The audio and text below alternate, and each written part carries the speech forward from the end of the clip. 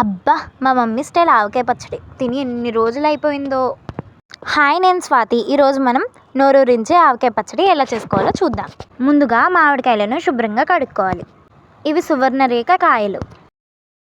ఇప్పుడు మామిడికాయలను ఒక పళ్ళెంలోకి తీసుకొని పెట్టుకోవాలి. ఈ మామిడికాయలను తడి లేకుండా తుడుచుకొని పక్కన పెట్టుకోవాలి. కొంచెం సేపు మామిడికాయలను గాలికి బాగా ఆరనివ్వాలి. ముక్కలు మీరు బయట కొట్టించుకున్నా పర్లేదు, ఇంట్లో కట్ చేసుకున్నా పర్లేదు. మాకైతే మా ఇంట్లో ఎప్పుడు మా మమ్మీయే కట్ చేస్తారు.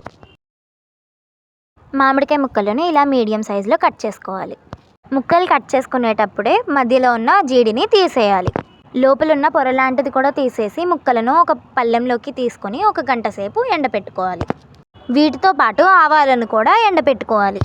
ఆవాలు ఎండిన తర్వాత మెత్తగా మిక్సీ పట్టుకొని పొడి చేసుకొని పక్కన పెట్టుకోవాలి.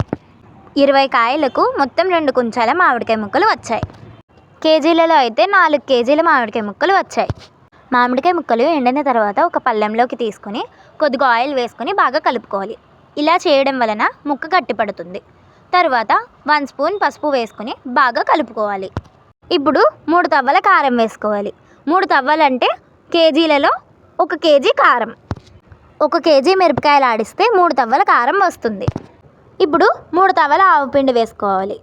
1 కేజీ ఆవాలను మిక్సీ పడితే 3 తవ్వల ఆవుపిండి వస్తుంది.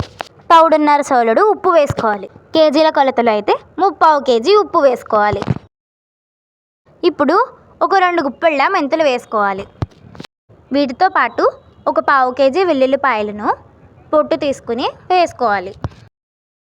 ఇప్పుడు వీటన్నిటిని బాగా కలుపుకోవాలి. ఉప్పు కారం అన్నిటినీ ముక్కలకు పట్టేలాగా బాగా కలుపుకోవాలి. 4 కేజీల మామిడికాయ ముక్కలకు 1 కేజీ వేరుశనగ నూనె పడుతుంది. పొడి పొడిగా ఉంది అనుకోకండి. 3 రోజులు ఊరపెట్టిన తర్వాత ఊట వస్తుంది కదా, అప్పుడు ఇంకొంచెం ఆయిల్ వేసుకొని కలుపుకోవాలి. పచ్చడిలోకి ఆయిల్ని ఒకేసారి వేసుకోకుండా కొంచెం కొంచెం వేసుకుంటూ కలపాలి. పచ్చడిని స్పూన్తో తీస్తే ఊటే రావాలి కానీ ఆయిల్ రాకూడదు. అందుకని ఆయిల్ని కొంచెం తక్కువగా వేసుకోవాలి. ఈ పచ్చడిని ప్లాస్టిక్ డబ్బాల్లోకి కానీ లేదంటే జాడీలలోకి కానీ వేసుకొని స్టోర్ చేసుకోవచ్చు.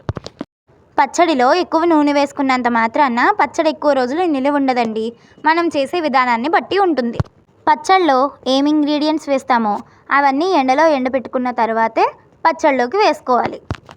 పచ్చడిని అస్సలు చెమ్మగా ఉండనివ్వకూడదు. పొరపాటున అందులో మన వల్ల ఒక్క చుక్క వాటర్ పడినా మమ్మీలు మనల్ని మామూలుగా తన్నారు.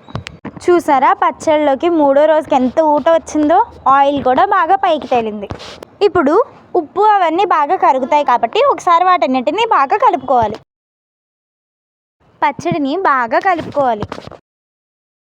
పచ్చడిని బాగా కలుపుకున్న తర్వాత మళ్ళీ ప్లాస్టిక్ డబ్బాలోకి వేసేసుకుని పైన కొంచెం ఆయిల్ని తేలేలాగా వేసుకోవాలి. కలుపుకునేటప్పుడు కాకుండా మొత్తం పచ్చడిని డబ్బాలోకి తీసుకున్న తర్వాత పైన ఆయిల్ వేసుకుని పచ్చడిని స్టోర్ చేసుకోవాలి. ఇప్పుడు ఈ పళ్ళెంలో అన్నం కలుపుకొని తింటే ఉంటుంది. మీకు నోరూరుతుంది కదా. సబ్స్క్రైబ్ చేసుకోండి.